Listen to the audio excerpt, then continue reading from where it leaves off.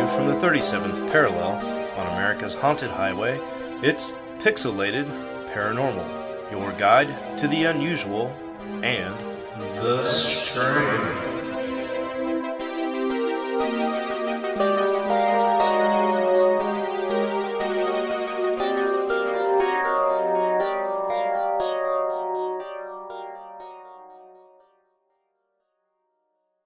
Hey, what's up, everybody? Welcome back to an exciting episode of Pixelated Paranormal. My name is Sean. Of course, I've been spending all evening drawing vaginas and moldy bread with AI art. Me, as always, is Preston. Preston, my friend, I may have scarred you and put you on some kind of ban list. Fuck you. First of all, you don't even get to do the whole intro with, my name's Sean. I've been all evening long making AI art with... No, motherfucker. I was the one who basically created a whole new genre of softcore AI-generated porn photos that are forever on my fucking phone that, probably somewhere, I don't know, maybe artificial intelligence is tracking this shit and it's like turning me in and some algorithms like, this guy is a fucking freak. This guy has fucking problems because the thing this guy was asking for, fucking nobody should put in a fucking algorithm, but I did it for you. What's up, all you cool ghosts and goblins, you crococoons and crocodingos, you skeletors and skelets, and fucking, if you want to be a freak, we're all about it. Fucking be a freak. I'm Preston. How are you? Oh, God, if it wasn't against some kind of law, we should show the pictures. So for context... They're meaty. Let's just say also that. They're meaty. So... Shayla, in one of her classes, was tasked with making a mnemonic image of something that would allow you to remember different elements of yeast infections, that kind of thing. And her teacher's like, hey, you could use AI to generate these images. And at first I was going to draw it, and it's like, man, I bet Preston could just whip this out real quick because we've been using that for our cover art. And so I was like, hey, can you make me a picture of like moldy bread, cheese, beer, and vagina leaking cottage cheese? Because that's what she classmates wanted in the image. And Preston's credit, he made some fantastic imagery. It's probably some kind of new subcategory on Pornhub, but it was a lossy for us to use for the class project. So I ended up making a pretty cute little cartoon of a bread with eyeballs looking over at a vagina that's got cottage cheese coming out of it. And Preston now has probably enough imagery to start a softcore porn site. But nonetheless, Shayla says thank you very much. She appreciates all your hard work. You're welcome. So, and here's the thing with AI. As you're typing in the prompts, I was typing in all those prompts, and it wasn't understanding what I was wanting. Like, it wanted to go there, but it didn't. So maybe it put a lady next to a table with all those items, but maybe she just had one boob hanging out. So then I started over a whole new prompt, and I said, I want... I don't know if I should say this, but fuck it, why not? I said, I want a meaty pussy with, nice lips, maybe cheesy infection going on, and then all of a sudden, it was just like, bada bing, bada boom, baby. I know what you're talking about. I know what you want. And say no more, fam. Yeah, say no more. What you made is nothing short of fantastic, but definitely not appropriate for her to take to class, unfortunately. It's a lot of very curvy... I feel like this is not high school. Like, we're at a college level here, that there should be some, like, you get what you get. Yeah. I mean, you've got some pretty cool photos. What was the prompt I gave you? The prompt I gave you was moldy bread and mug of spilled beer on table with stinky cheese and vagina floating in background. And to my credit, or discredit, I didn't quite understand the assignment. So Preston made some pretty cool imagery. Some of it we can post, actually, in the Instagram and Facebook feed. Yeah, some of it's not that bad. Some of it is exactly what I told you. And then, unfortunately, Midjourney doesn't understand the vagina part of it, and it's just full out voluptuous, curvy, nude models eating cheese and slicing bread, and then just getting real raunchy. And I like how on like one photo on the poster, it tried to put the word meaty on the poster. It's too good, man. And then it turns into like nude models laying on like charcuterie boards. Maybe we should call them charcuterie boards, with beer and cheese and everything just hanging out. Yeah, it really went off course real fast. And then, of course, the image I made is just darling. It's just a cute little piece of moldy bread and a beer wearing a diaper and some cottage cheese and a fleshlight. Really, vagina. it's like a realistic fleshlight hanging on the ceiling or something. I don't know. It's just so adorable. But yeah, hey, thank you again, man. Shayla's very appreciative of the effort. And who knows, maybe this is something you can do to make some side money, a little side hustle there. There's got to be some kind of kink for moldy cheese and naturally curvy women. Well, how's that for an intro, folks? And it really does kind of set the mood for this episode because did I tell you the time? I don't know if I should tell this story, but sure, why not? I kind of learned when I was younger, like 7th, 8th grade, and this is a time where Dad was like, I don't know if he was like a proud father moment, but it was one of those where I think he was really blown away with how crafty I was being. So he told the teacher and the principal he would take care of it, and then told me, never do it again or I'll tell your fucking mother. I said, you got it, big guy. Uh-oh. But when I was younger, I forget on the computers, you get up on the dial-up internet and whatever crappy email server there was at the time, it's not like Gmail and Hotmail and all that. But there was a way to backdoor yourself into other people's hard drives, and you could look at their cache files to see what like their temporary internet files were, and you could download things. I may or may not have gotten really good at that and had downloaded a lot of 21 and older photos, and then asked Dad to go down to Best Buy and Office Depot and buy me like a box of the the hard A disc, the little, not the floppy disk, but the little miniature hard ones.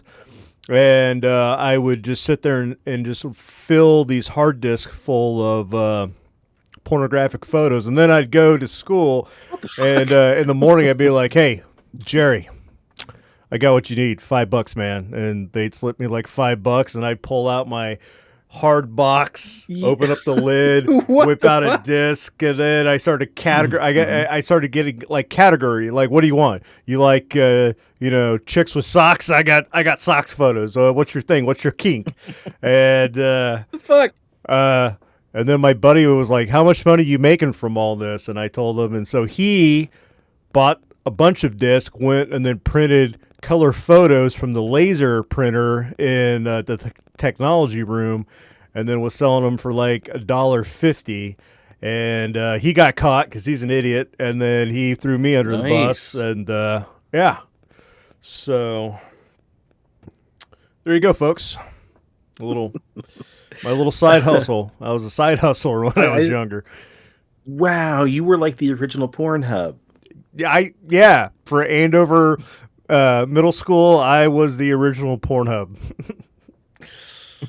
Jesus, you're welcome, folks. I messaged a couple of these photos over to Lazarus to show him the progression of how things went. So good stuff. Yeah. Well, folks, it kind of sets the tone for tonight's episode because, like we mentioned last time, there was one story we saved from our Strange Planet episode, and we're going to share that harrowing experience on this one. But first, Preston, you got a few news stories to share, yeah? Oh, yeah. And they're pretty tame compared to what we've been doing all night. So hold on a second, because I'm trying to make tonight's cover art while we're talking, and chatbot, Jerry here is conversing with me and we're fine tuning it. Right. Oh, okay. Fair enough. Let me back out of that. I'll get back to you, Jerry. Wait your turn. Meaty women. Let me scroll up here and click on it. Yeah, you got to delete your entire chatbot history. Oh, that was bad. And I'm over here on oh god, what was I using? I wasn't using Mid Journey. I was using Stable Diffusion, and I'm typing in stuff like cartoon moldy bread, cartoon Band-Aid, cartoon cottage cheese, cartoon vagina, and that was like weird enough for me to type in. So I can't imagine, man, the meaty shit you typed in. Yeah.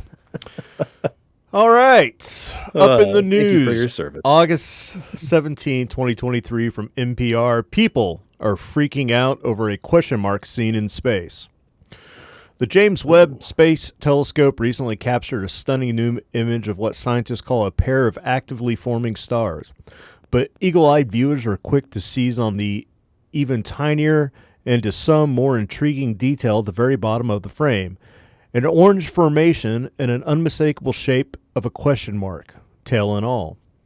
The photos, which is actually a composite of a half dozen infrared images, went viral on social media sites like fucking Twitter. I'm not going to say its new name because it's stupid. And Reddit, after the European Space Agency shared its late last month, prompting the ESA to clarify that, yes, folks, it's not a hoax. Aliens know we found them, and now they're just messing with us, one Reddit user wrote. The photo shows a lightly bound pair of young stars known as Herberg-Haro 46/47, surrounded by a disk of gas and dust and dotted by distant galaxies and stars in the background. ESA says Herberg-Haro is important to study because it's only a few thousand years old, and since stars takes millions and millions of years to form, its young age offers researchers a chance to observe how stars gather mass over time. Marciana Grassa Marin, a Webb project scientist with Space Telescope Science Institute in Baltimore, fuck me, that's a mouthful, told NPR in an email that the question mark is a great example of how, with Webb, no matter what you are looking at, you can have surprises in the background. And she has at least one theory of why it's resonating with so many people.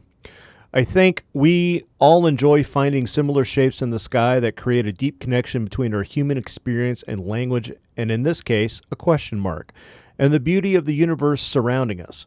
I think this exemplifies the human need for exploration and wonder, and to me, it brings the question of how many interesting objects are out there waiting to be explored with Webb. Scientists say the punctuation-shaped object appears to be two or more galaxies merging together. Ooh. It looks like a group of, or a chance alignment of two or three galaxies. The upper part of the question mark looks like a distorted spiral galaxy maybe merging with a second one. ESA study scientist Nora Lutzkendorf says that while it's too far away to say for sure, the arc of the question mark more likely comes from the tidal interaction between the galaxies, and the dot might as well just be a small spherical galaxies. Galaxy mergers are actually very common and happen all the time, she adds, and even in our own galaxy, it's interacting with its neighbor, the Andromeda Galaxy, and it's a normal phase in life and the evolution of space. Space is the place, don't you know?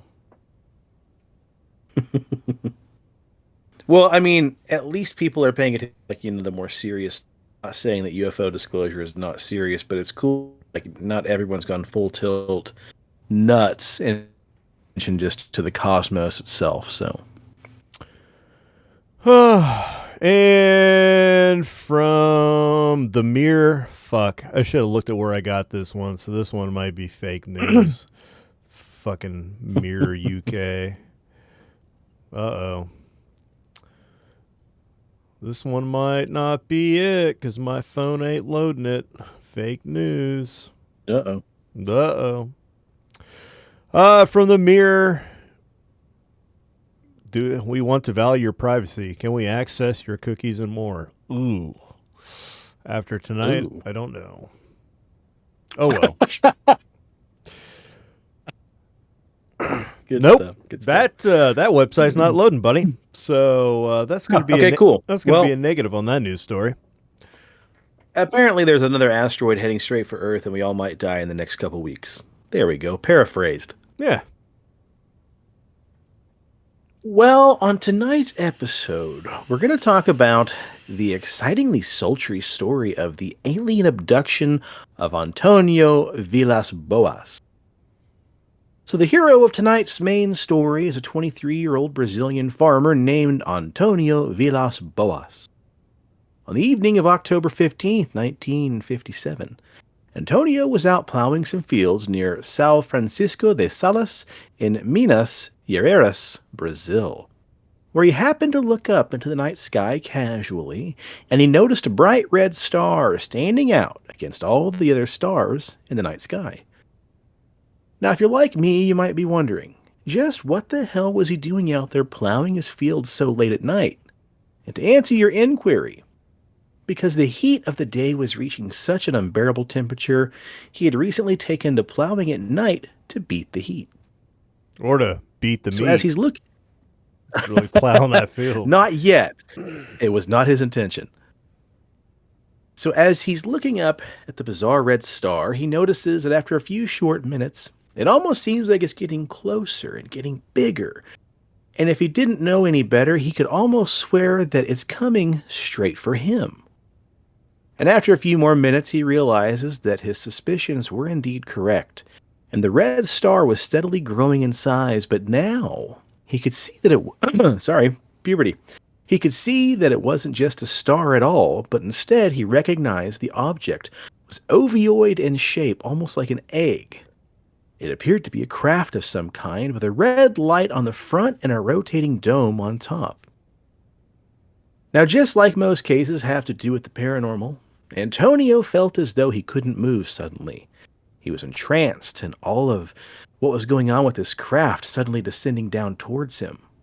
And as it continued to descend, he continued to watch, frozen in place.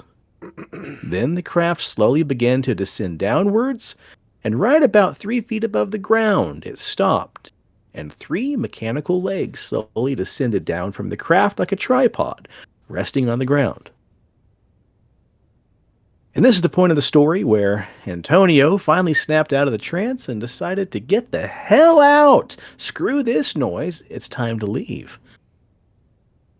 So he fired up the tractor and put the pedal to the metal and tore ass down the field in the attempt to escape whatever the hell this big egg-shaped craft might have been. And wouldn't you know it though, again, just like in most of these stories, when he tried to start the tractor back up, he discovered I skipped a part. And wouldn't you just know it, just like in most of these stories, as he's driving away, the tractor suddenly stopped. He discovered now the headlights wouldn't work, he couldn't turn the engine over. This thing just sat there unresponsive and dead to the world. And wouldn't you just know it, as Antonio tried to jump off the tractor and turn tail to run, he said suddenly a strange 5-foot being appeared in front of him. It wrapped its arms around Antonio's shoulders, and he said he was wearing big gray overalls, and his eyes were small and blue, and white in the middle. Antonio tried to yell at the being and ask him just what he was doing. But he said suddenly the being responded by making bizarre yelps and almost started barking like a dog. Burger, burger, burger, burger, burger, burger, burger. And what kind of dog do you have? Yeah. Anyway, because, one just isn't enough. 3 more beings slowly appeared from out of the silver egg-shaped craft, and soon joined the first, subduing Antonio. And together, the 4 of them picked him up and took him back to the ship. Once inside the craft, things went from terrifying to a little saucy. See, he was led into a room by the 4 silver overall-clad creatures, and then they began to slowly remove all of his clothes, right down to his God-given birthday suit. Then they slowly slathered him in an unknown gel-like substance. Once he was good and lubed up, he was then led into a different room that had strange red symbols written above the doorway. So the being set him down on a small metal examination table and took out an instrument, which they then used to put a small cut on Antonio's chin, where they then took various blood samples from the wound. Once the bizarre examination was done, he was then escorted out of the examination room and into yet a third room, where the four creatures then left him by himself, shutting the door behind him. As soon as the beings left, then an unknown gas was pumped into the room, which made Antonio incredibly nauseous. He said he would sit there by himself with his guts turning flip-flops for what felt like about a half an hour. After what felt like an eternity of sitting there with his stomach in knots, the door to the room suddenly opened again. And just as Antonio was thinking, man, I can't deal with these guys again anymore, I want to get the fuck out of here, a new entity made their way into the room. But this one was just a little different. Antonio said the new entity, to his shocking amazement, appeared to be a 5-foot-tall, nude female human. Hey, baby. Except for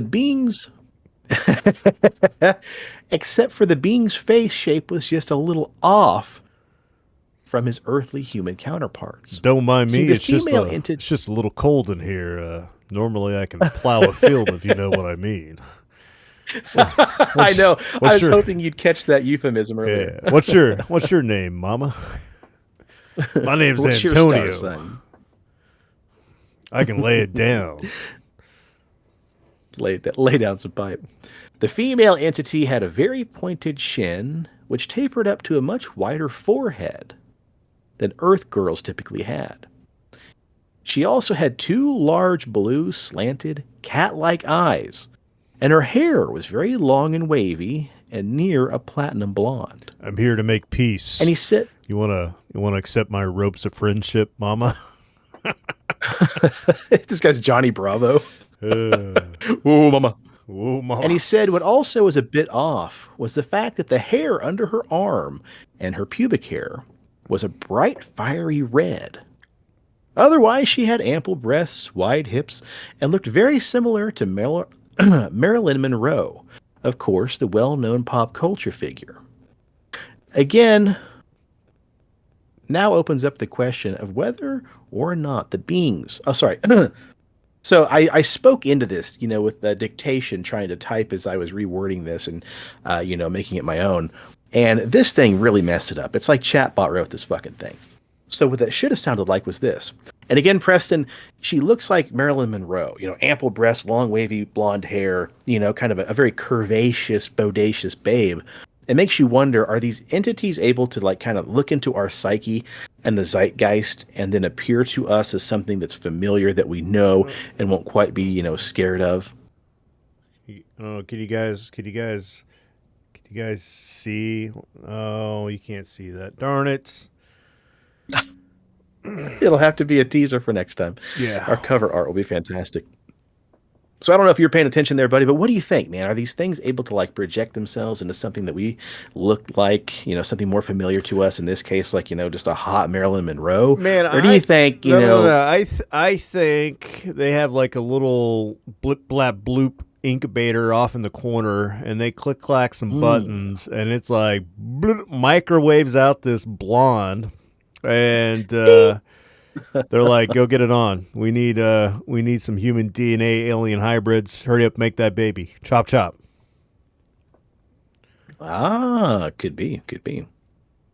Well, anyway, Antonio was into it, and the two made sweet, sweet love. But not without a couple hitches. Yeah, she was nibbling on that chin.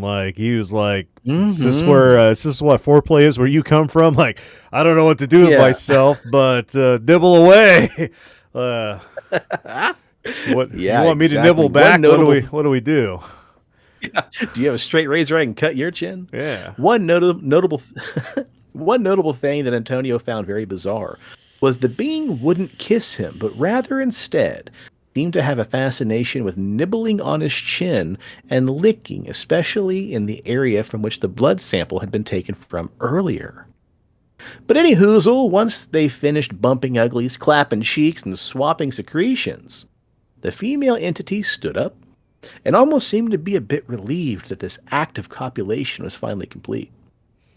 Antonio stared at her quizzically. Fuck, just like Alien Men. I didn't think I was ever going to get there. God damn it, Antonio.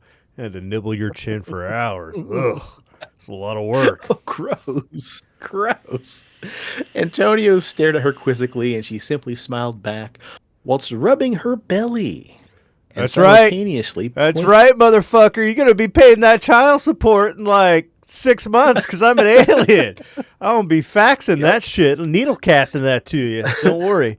We might be a galaxy away, but you're still going to be paying. 18 goddamn years, Antonio. 18 goddamn years. Like Kanye said, 18 years. She's got you for 18 years. That's right, folks. She was looking at him, simply smiling while rubbing her belly and pointing upwards into the sky, almost to signify that it was time for her to leave, back up into the heavens from whence she came. You know, before she came. Antonio was then overcome with a sense of anger all of a sudden, because he suddenly knew where all this was going and what all this meant. And he had the sneaking suspicion that he was nothing more than a simple intergalactic booty call, a glorified breeding stud for these weird humanoids. And whatever offspring that he and Martian Marilyn Monroe had just created would be taken right away from him and raised by these otherworldly beings far, far away, somewhere in outer space. And within moments, his suspicions were pretty well confirmed, because the sultry space seductress walked her fine little ass out of the room, and the other osh-gosh-bagosh-clad entities from earlier ran into the room, gave him back his clothes, quickly got him dressed, and then gave him a consultation tour of their ship before quickly escorting him back off the craft. Now, not knowing surely that anyone would believe him if he tried to tell anybody what just happened, during the tour, he said that he attempted to take a small clock-like device he found and put it into his pocket to keep as proof of the encounter.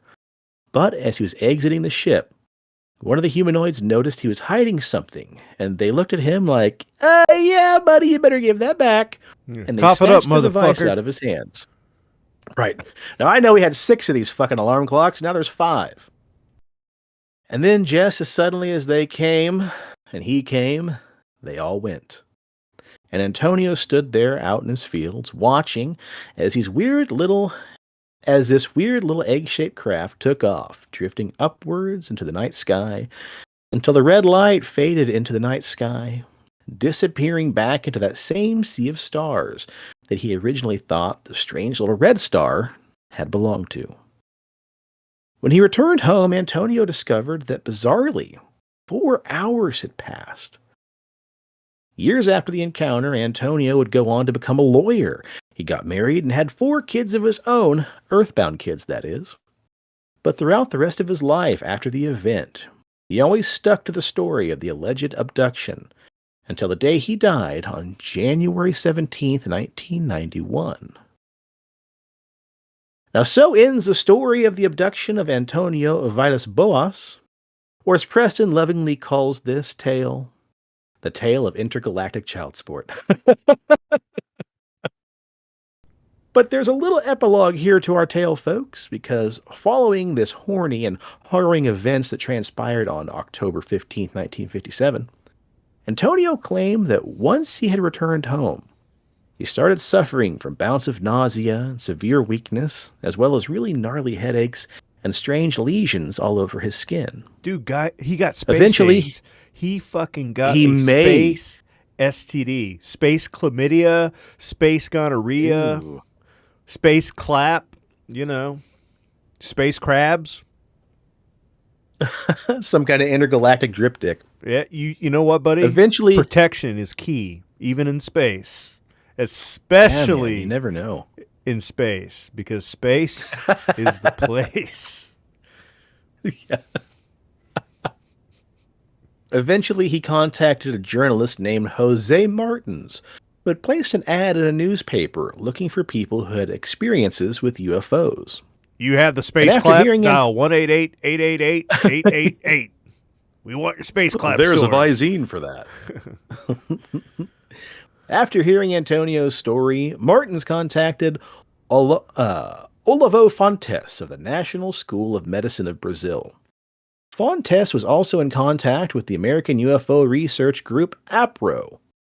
Fontes examined the farmer and concluded that he had been exposed to large doses of radiation from an unknown source and was now suffering from mild radiation sickness. In an official report that was documented, among Boas's symptoms were pains throughout the body, nausea, headaches, loss of appetite, ceaselessly burning sensations in the eyes, cautious lesions at the slightest light bruising, which went on to appear for months, looking like small reddish nodules, harder than the skin around them, and protuberant, painful when touched, each with a small central orifice yielding a yellowish, thin, watery discharge. Yeah, dude got space fucking herpes, man. The skin surrounding the wounds persisted. Fucking a gift that keeps on hyperchromatic. giving. Damn. God, I know. The skin surrounding the wounds presented a hyperchromatic violet-tinged area. So around the space herpes, his skin started turning like a light purple. Fuck, dude. Ugh. Was it worth it, Antonia? Was it worth it? And according to a researcher named Peter Rogerson, Antonio's story first came out into the public light around February of 1958 and was even printed in the Brazilian UFO periodical SBES DV Bulletin sometime around April to June of 1962. And he believes the story circulated around various publications between 1958 and 1962. So, like, for 5 years, his story just made its rounds through all these magazines. You know, this guy actually has some clout, if you think about it. Like, I posed that question to you, Sean. What would you do to get your dick wet? Space herpes? I wouldn't. Wouldn't touch that with a 10-foot pole. I am not as committed as old Antonio. That's all I'm saying. Yeah, I think I would just go back home. I definitely don't think I would just make a pass at the first space alien that, throws me into a ship with a bunch of guys wearing fucking silver coveralls. Yeah. I don't trust that at all. For all I know, those 4 guys are watching from a crack in the window or fucking eyes that are poked out of the picture, just getting off watching this whole thing go down. I'd be like, could you use like one of them like medical grade vacuum cleaners and just suck out my DNA? Like I don't want to. I don't want to do this. I mean, that's a thing. Like, there's countless stories of these kind of things happening where semen samples have been taken from, men, and they do it a whole different way. They just put like this cup over your junk and it sucks it out of you, man. While you're just like some Suck-O-Matic 5000 or space herbs, dude. Give me. I'll take the loss. Give me the Suck-O-Matic 5000 because I'm coming home clean. Right. I don't want weird little nodules on my junk that have, yellowy, watery discharge and purple bruises. It ain't worth it. It ain't worth it at all. Well, all in all, Antonio was able to recall every detail of the purported experience without the need for hypnotic regression. Further, his experience occurred back in 1957, which would still be a few years before the famous Betty and Barney Hill abduction, which really made the concept of alien abduction famous and opened the door for a lot of other folks to report similar experiences. So some believe that he might have been the first person to really go public with an encounter of the alien kind. But yeah, in short, folks, wrap it before you slap it. I think that's what we all learned today. Ugh.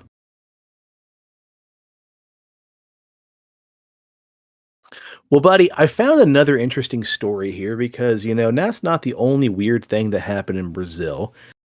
We may have touched on this story before briefly with Bob. I don't fucking remember it. You already asked me. I don't. You don't remember this at all, huh? No. And I have a pretty good, I think out of the two of us, I have a better running memory of topics that we've covered because you'll be like, hey, I found this story we haven't covered. I'm like, no, motherfucker, we have, and I'll give you the episode and everything. You're like, oh shit, okay. Yeah. And you're like, hey, did we cover this? I'm like, no, I don't think so. It doesn't ring a bell, man. Unless it's like that weird Bob Barker, Bearstein Bear paradox thing going on right now where everybody thought Bob Barker died like 10 years ago. And I'm just you slipped in an alternate universe or I slipped in an alternate universe and maybe that's what's going on. Yeah, apparently, folks, if you didn't hear already, Bob Barker died a couple days ago. And to my knowledge, he kicked the old shit bucket about 10 years ago. So I don't have any recollection of this going down at all. It's that fucking Mandela effect again. Lazarus says he wants an alien cross between Yolandi Visser and Kali Ma. Hey, man, you do you. Just remember, before you stick it, wrap it up. Well, anyway, our second story for tonight is the mystery of the lead masks of Brazil, also known simply as the lead mask mystery. Now, Preston, get these pictures ready. Are you able to throw some up there for me here in just a minute? Oh no, dude, I wasn't that prepared. Let me Killing me. Killing me. Let me see what I can. Well, let me see what I can. Let me see what. To your credit, you were really busy tonight putting together moldy cheese and bread smut for me, so I do appreciate that. And what's bad is the app flagged me and said, "Sorry, you've reached your daily limit." What? Yeah, so for cover art, you get what you get tonight, buddy. Oh no, that's too good, man. I like these. These are phenomenal. Yeah, this is some good stuff, man. A little more tame from this shit you sent me earlier. Jesus. Good stuff. Dude, this one looks like a mixture of like Teletubbies and Dragon Ball Z, and I'm not really sure I'm upset at that. Kind of weird. I think what we should do is we should take those other ones and put like the soft blur, soft focus around the naughty bits, and then post them on Facebook. Yeah. So Captain Scott, hey, what's up, Captain Scott? He said he thought that he did learn that Mandela did die back when he was in school. Well, what about fucking Bob Barker, dude? Don't you remember Bob Barker kicking the old can too? Huh. Bizarre. Lazarus says to use the images that you made as backgrounds for the podcast. I'm sure we'd be flagged somehow and be shut down for some of the debauchery that Presto made there. Yeah, especially on fucking Facebook. You kidding me? Yeah. Yeah. What can you do? Yeah, I think, Bob Barker was the guy with the big check, right? He didn't he host he's the one that beat up Adam Sandler. Yeah. The price is wrong, also, bitch. Did you realize you turned the cameras off? Oh, did I? It's because I exited out to download these fucking photos. You're killing me. We're gonna have to, eventually address your obsession with making moldy cheese porn. I know. There, we're back on. God dang it. Yeah, and we're back. Price is Right. Didn't Bob Barker host Price is Right? Yeah, maybe. Yeah, I thought he did. Okay, you let me know when you got those pictures up, buddy boy.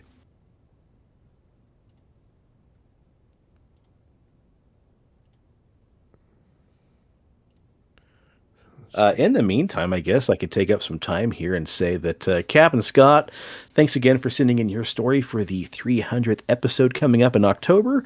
And we definitely got together and do some... we got to get together. Sorry. My mouth is very parched today. We got to get together and do some stuff for our 300th episode and do some more stuff for your guys' show as well. And Lazarus, that goes for you too, buddy. We got to get you in here and get some fun stuff going as well for our 300th and beyond as well. So... we're looking forward to that for sure.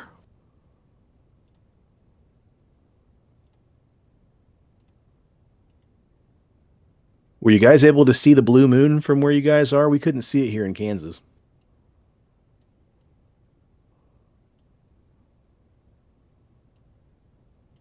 I know, Lazarus, you said that you were watching it from a skull cup you're drinking whiskey from, so that's pretty rad. All right, there you go, buddy. There you go. Okay. Images up. Terrific. Thank you, my friend. Thank you very, very much. Okay. See, the people who only do the audio of this show miss out on all the good stuff, which is us awkwardly preparing our notes in the middle of class. Mm-hmm. So the lead mass mystery. On August 20th, 1966, a young man named Jorge da Costa Alves was taking his brand new kite off onto the hills to fly, and he wandered through Ventim Hill in the, I'm going to butcher these, in Niterói, Rio de Janeiro. Yes, I know I mispronounced that real quick. Anyway, he came across a heart-stopping sight. 2 dead bodies laying in the weeds. When police arrived, they found a strange scene. Both dead men wore raincoats over top formal dress suits. But even more bizarrely, each were wearing a pair of homemade lead sunglass-like masks over their eyes. Now, nearby them was an empty water bottle, some towels, and a little bit of cash. But what was the most strange about the entire situation was one solitary clue, a note that was found in one of the dead men's pockets that read, 1630, be at agreed place. 1830, swallow capsules. After effect, protect metals. Wait for mask signal. And thus, the lead mask case begun. But although police managed to gather more information about the dead men in the next few days, each answer only led to more questions. So as you see there, they made a pair of homemade sunglasses out of lead. I don't think you could see through them. There were no slits cut in them. They were almost like sleeping masks. Well, police were soon able to identify both the dead men as Manuel Piera de Cruz, a 32-year-old, and Miguel Jose Villana, a 34-year-old. Both were married men, and they were electronic repairmen who hailed from Campos de Goyo, Texas, about 175 miles away from where they were found.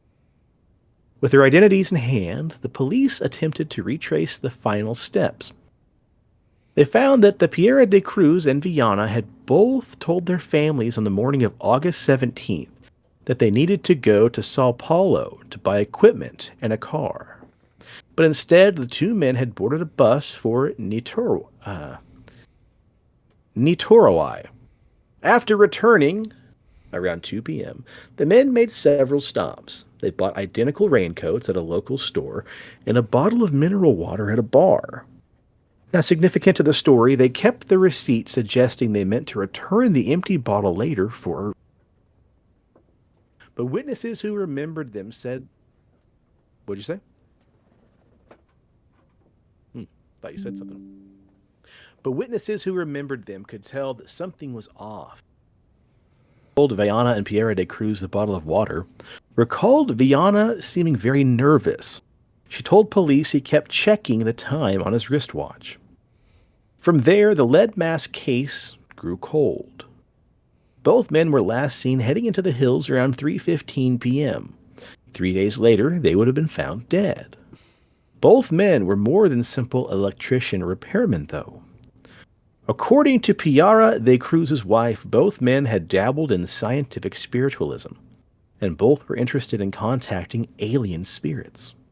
In fact, they tried multiple times with their friend Elcio Gomez. At one point, this is the like electronic that device... Heaven's Gate fucking cult. Fucking drink the Kool-Aid and put on your lead mask, motherfucker. You're gonna see an alien. Gonna leave this earthly realm. At one point, the 2 electricians built a device that ended up blowing up in the back of Piera de Cruz's backyard. The 3 men had apparently tried the device again on a beach and claimed to have witnessed an explosion in the sky. Police, however, followed more terrestrial leads, and they briefly eyed Gomez as a potential murder suspect, since Piera de Cruz's wife said that he had fought with them and her husband. What the fuck? Okay, that he had fought with her husband.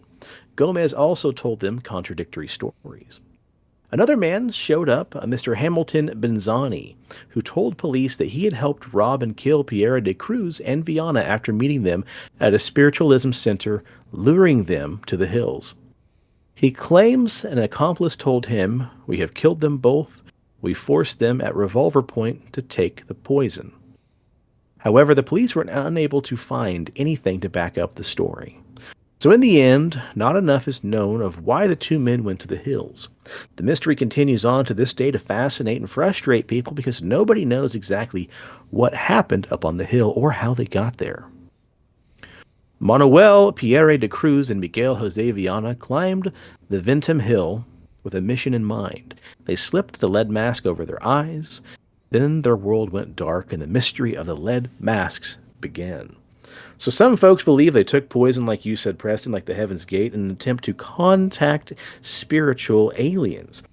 Other people believe they went up there, just got high as fuck, put the lead glasses over their eyes to kind of trip balls, similar to how you would do it in a sensory deprivation tank. What do you think, Preston? Dude, this is like fucking Heaven's Gate 1.0.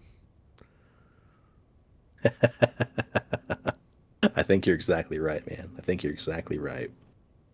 Well, tonight's episode's a little shorter than our last one, and that's a-okay because my fingers are exhausted. Preston, how about yours? I don't know if my fingers are exhausted, but man, my fucking eyeballs are just like, I've seen some shit that I can't unsee. You're exactly right, buddy. Well, next time around, what do you got cooking for us, man? A little trip back to Strange Planets. Yeah, we're talking about go, some cracking back open the the Borderlands, and I'd sent you the list of chapters and said pick 2. So I figured out of like 10 chapters, we'll cover 3 in the book, and you picked Where the Wild Things Are and the Reign of Frogs. And so I'm doing Where the Wild Things Are, so we're going to cover that next time around, and that's probably going to be a long one. Oh, awesome. Nice, man. So the Reign of Frogs was, I'm guessing, last episode, huh? No. What? There's more frogs? Yeah, there's more frogs, man. Now, is this like rain coming down or like the reign of like an army of frogmen? I'm thinking it's like the reign of like, prehistoric frogs that fuck shit up, and like, I don't know. Yeah, hit that like button. Listen to Lazarus. Like, subscribe, and share. God damn it. Smash that shit. Most definitely. Hey, we're making some steady headway also on Rumble, man. We're getting some pretty steady headway there, and also Facebook, so we appreciate all you guys watching. And also on the old Instagram, man, we're going to hit that 1,000 followers pretty darn quick. We're at 926 now, which is just huge. So we're really thankful for that. Super stoked. I bet we hit 1,000. Man, dare I say maybe before Halloween? That'd be freaking But if awesome. we post those smutty photos, we'll get 1,000. People are like, give me more of that shit. I definitely will throw some of those on there and do some light editing and then make those a little bit more appropriate. Yeah. Good stuff. PG-13. Yeah, it's going to be safer that way anyway. Cool. All right, well, everybody, thanks for joining us. We sure appreciate you guys watching, following. Oh, shit. Lazarus said flying monkeys in California. Okay, good stuff. We're also going to have a little chat next time about those Peruvian face stealers as well. That'll definitely be something we've got to check out. If you guys are on Instagram in the meantime, give us a follow. Whoa. Yeah, don't cut me. That's Oh, wait, no, hold on. You do the Instagram and the social media stuff, and then... Oh, sorry, buddy. I'm just out of step. I'm thinking about those saucy photos that I made. Go ahead. I really want warm beer and moldy cheese all of a sudden. Yeah. In the meantime, if you're on Instagram, please give us a follow. We are PXL Paranormal. On Facebook, we are the Pixelated Paranormal Podcast. Preston, what do you got on YouTube? What do you got on Rumble? What do you got on Beardball? So we got 275 subscribers still on YouTube. So, I mean, we've kind of stalled. Tires came to a screeching halt. So if you're watching this, share with all your friends, like and subscribe. Rumble, we're getting the views, but nobody's liking. Like, dude, if you watched it, even if you spent 5 minutes, hit that fucking subscribe button. Help a couple guys out. Mm-hmm. And as always, if you need a beard, if you want a beard, if you want a beard that's going to get you the meaty stuff and some moldy cheese, then head over to BigDobsBeardBomb.com and use promo code PXLPARA for 20% off your order. And you can pick yourself up some scents that will guarantee you to get you intergalactic child support and the hyperspace herps. Bay rum, fresh, citrus, mint, classic, sweet tobacco. Get it all. Get it at Dobbs. PXLPARA for 20% off your order. Get it all. Get it at Dobbs. Look at you, like a pro. Also, in the Wichita area, please stop by, see our friends over at the Paranormal Cafe, also the Paranormal Experience food truck, and stop by and say hi to Leslie and the rest of the gang down there at CD Trade Post Pawnee in Seneca. All right, everybody, thanks for joining us on this slightly sloppy episode. We can't wait till next time. We got a lot of fun stuff and some news stories I've been sitting on for a while that just seem to be appropriate for next episode. Until next time, folks, I'm going to raise this glass of Spice Cake Barrel-Aged Stout and say cheers to the weird shit in the world and those of us that love to talk about it. And stay spooky and stay on the paranormal highway. The cast at Pixelated Paranormal would like to thank you for listening to this week's episode. Pixelated Paranormal is here to tell you tales of the fantastical, the strange, the unknown. Tales that will move you a little further down the paranormal highway. If you'd like to share your own listener story, we would love to hear it. Email us at pixelatedparanormal@gmail.com. Again, that's pixelatedparanormal@gmail.com. We'd really love to hear from you.